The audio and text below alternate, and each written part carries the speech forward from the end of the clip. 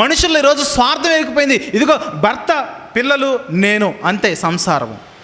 వేరే వాళ్ళు ఎంటర్ అవ్వడానికి వీల్లేదు. అలా కాదు, భర్త యొక్క తల్లిదండ్రులు, అమ్మాయి యొక్క తల్లిదండ్రులు, అత్తమామలు యాడ్ అవుతారనంటే నో, మా ప్రైవసీకి భంగము, మా ప్రైవసీకి భంగము.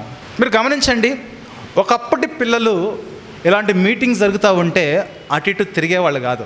ప్రత్యేకించి ఈ జనరేషన్లో ఉన్నవాళ్ళు వాళ్ళ చిన్నప్పుడు ఎక్కడెక్కడ తిరిగేవాళ్ళు కాదు. ఎక్కడ కూర్చోబెడితే అక్కడ ఉండేవాళ్ళు.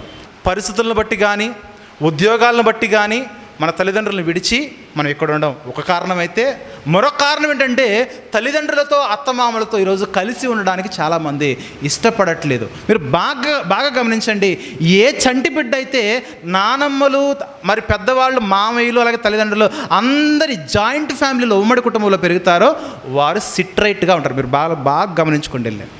కొన్ని కుటుంబాల్లో ఎవరైతే ఉమ్మడి కుటుంబం ఉన్నదో ఆ ఉమ్మడి కుటుంబానికి గమనించండి, వాళ్ళు చాలా క్రమంగా ఉంటారు.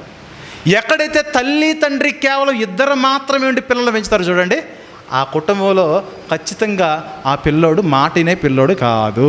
ప్రస్తుతానికి తర్వాత మారితే మారచ్చు. మా ఆకర్షణతో వయసు వచ్చిన తర్వాత 7-8 సంవత్సరాల తర్వాత మారితే మారచ్చు. కొంచెం విధేయత కొంచెము కొన్ని తెలుస్తూ ఉంటే ఇక్కడ మారితే మారచ్చు.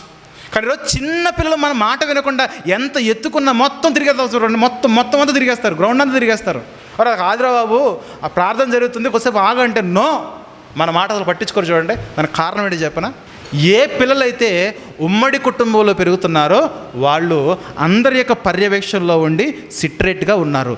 ఎవరైతే కేవలం భార్య భర్త సంరక్షణలో ఉంటున్నారో వారి పరిస్థితి ఏంటంటే, భర్త ఏమో డ్యూటీకి వెళ్ళిపోతాడు, పొద్దునుంచి సాయంత్రం వరకు, పొద్దున్నుంచి రాత్రి వరకు ఆ తల్లి, మహాతల్లి ఆడి బాధ భరించలేక కొద్దిసేపు భరించి తర్వాత వదిలేస్తుంది. ఆ వదిలేసిన క్రమమే ఇక్కడికి వచ్చిన తర్వాత తిరుగుతూ ఉంటారు. చూడండి, గమనించుకోండి, ప్రాక్టికల్గా చెక్ చేసుకోండి. అందుకే స్వార్థమును విడిచి మనమందరం కూడా మనుషులతో మమేకం అవ్వాలి. ఎందుకంటే మనం బ్రతుకుతున్న కాలము అంత్య దినములు అన్నాడు. తర్వాత